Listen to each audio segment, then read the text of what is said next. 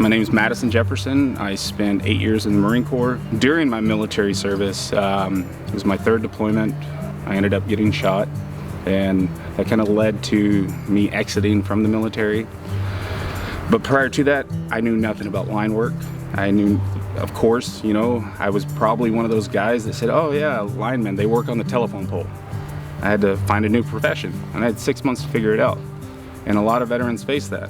Well, that's where the IBEW, NECA, and Kiwanis partnership steps in. They provide you with that opportunity to start a new career.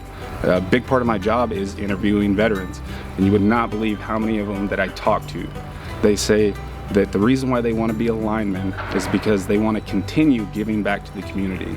So they went from servicemen and women of the military, as in serving the country, to now let me step into an industry where I can still continue serving individuals and helping individuals.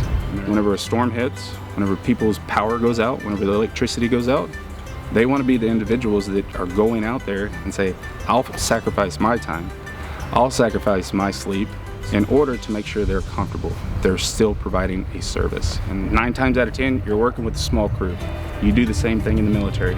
You're working with a squad, a team, and you spend so much time in both industries, military and the trades. You spend so much time with those individuals, sooner or later they become your brothers. Whenever you're tired, hot, exhausted, and you've got someone right next to you that's going through the same thing, like that creates a bond that if I can suffer with you, brother, we can conquer the world together.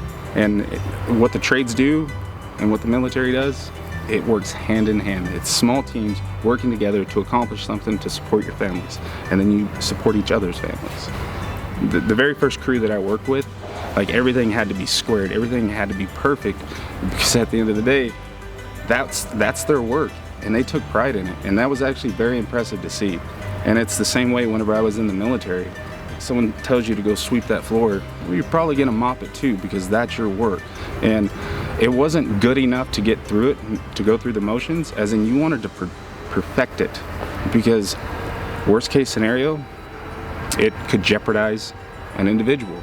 Just like whenever it comes to linemen.